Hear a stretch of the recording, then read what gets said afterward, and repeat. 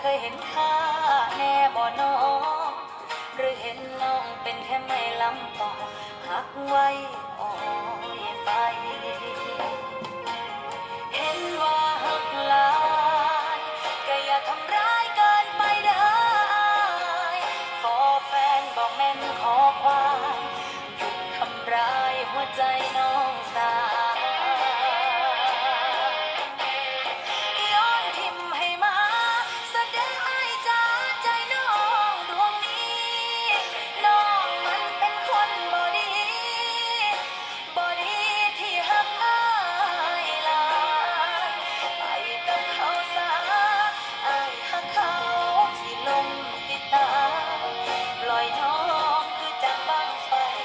จุดแล้วสิไปสิตกกระสา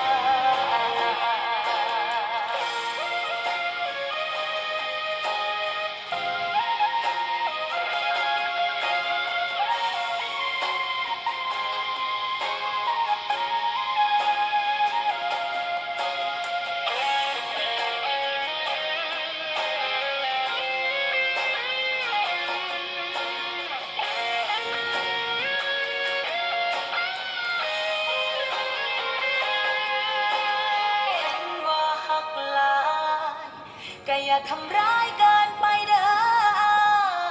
ขอแฟนบอกแม่นขอควายหยุดทำร้ายหัวใจ